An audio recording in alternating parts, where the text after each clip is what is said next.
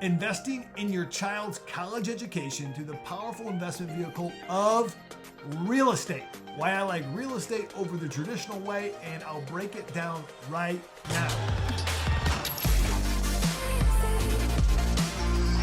Hey guys, I'm Jay Leman. I talk all things real estate and crypto. One thing I usually don't talk about though is government stock plans like the 529 plan, which is a college savings plan that you can invest in. Your money can grow tax-free, and if you use it for your child's education, that particular child's education, you can actually grow the money tax-free and it can pay for the college education. But if you don't use it for that particular child's education, there are certain penalties and stipulations. Now, I'm not a financial planner nor my license in that, so take everything I say about that with a grain of salt. But I will tell you what I like to do, and that would be investing in real estate to help pay for your child's education. So let's use an example. Let's say Bobby is your child. Bobby's 7 years old. And rather than doing a 529 plan, you decide I'm going to invest in a rental property. I'm gonna put it in my name, but it's really gonna be Bobby's house and our investment for Bobby's college education. You buy it at 7 years old and you put a 15-year mortgage on a $200,000 house. You're gonna put 20% down. There are ways to pay less than 20% down, but let's just say you put $40,000 down because that's 20% of $200,000. And when you do that, you are going to have a mortgage of $160,000. Now, why do we put on a 15-year mortgage? Because Bobby actually graduates from college, or should be close to graduating in college, by the age of 22.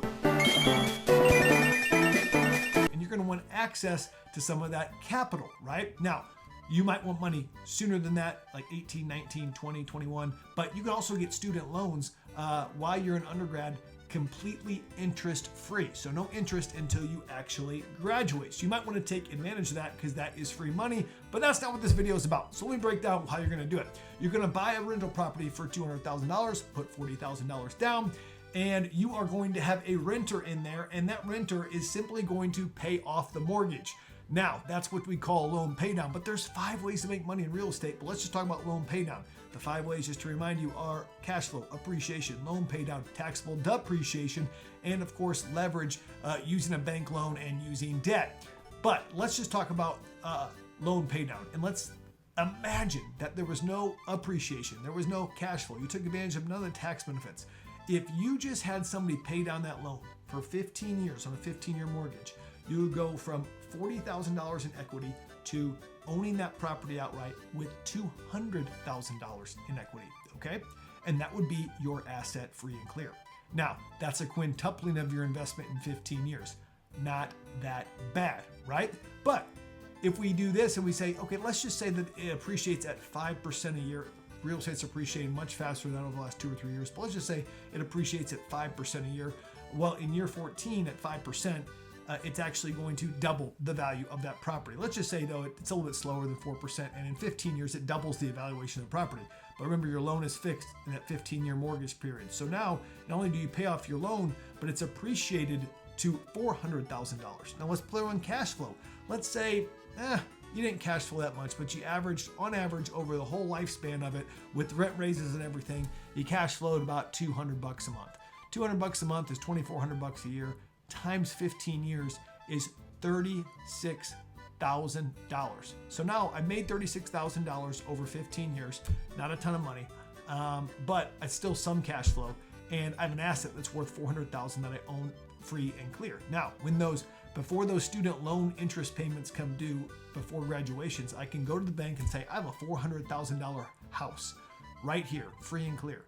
The bank says, okay, I'll give you 80% LTV on that, 80% loan to value. And what ends up happening is they will appraise that house and they'll give you 80% of the appraised value. Let's say it appraises out at $400,000. They're gonna give you $320,000 tax free.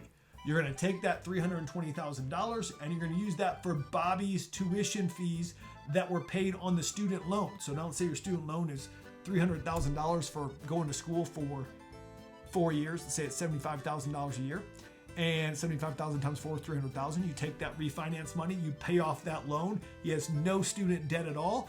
He's got a $20,000 check that you can hand him, and he's got $80,000 worth of equity in that $400,000 home, which, oh, by the way, he can keep as a rental and keep on renting out. And you can pass that asset on to Bobby now that he is of age and he has a rental property, or you can live in that property.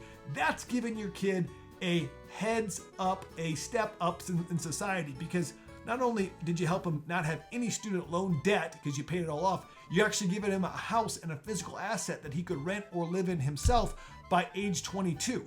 I think that beats the 529 plan, in my opinion, using the power of real estate. Hey, if this gave you value, could you comment below? Could you tell me what you liked about it? Would you do this rather than a 529 plan? Would you like, would you subscribe? Would you share this video? It really helps the algorithm tell people to watch Jay Leman on YouTube. All right, peace out.